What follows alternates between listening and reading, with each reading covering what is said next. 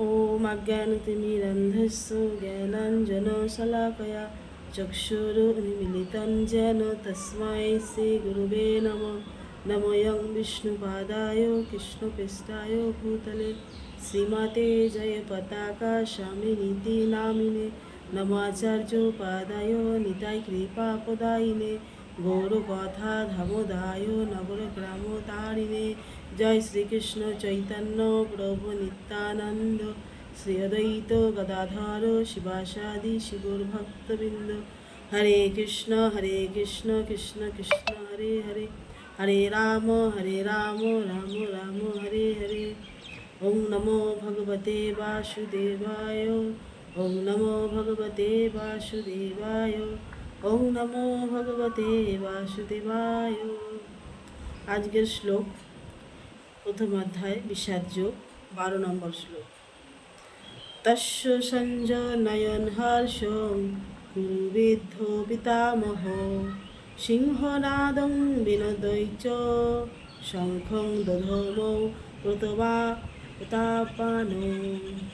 অনুবাদ। তখন কুরুবংশের বৃদ্ধ পিতামহ ভীষ্ম দুর্যোধনের হর্ষ উৎপাদন করে সিংহের গর্জনের মতো অতি উচ্চ নাদে তার শঙ্খ বাজালেন।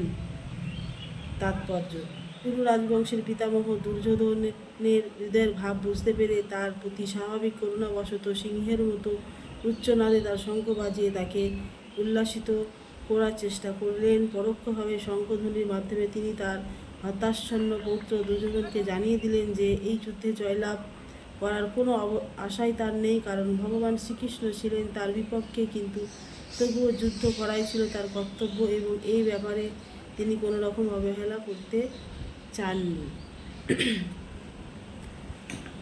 যখন এই যুদ্ধ শুরু হওয়ার আগে যে যার শঙ্খ বাজাতে হয়, তো ভীষ্মদেব তার শঙ্খ বাজিয়েছিলেন এবং এই যুদ্ধ শুরু করার আহ্বান জানিয়েছিলেন।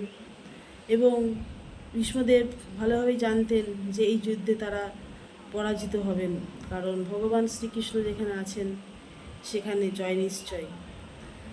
ভীষ্মদেব ভগবানের খুব ভালো ভক্ত ছিলেন, তাই তিনি সবই জানতেন, কিন্তু তার যুদ্ধ করা কর্তব্য ছিল, তাই সে যুদ্ধ করেছিলেন।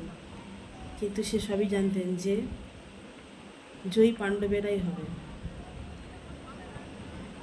পরের শ্লোক আগামীকাল। হরে কৃষ্ণ কৃষ্ণ কৃষ্ণ হরে হরে হরে রাম রাম রাম হরে হরে। শ্রীমদ্ ভাগবত কি জয়।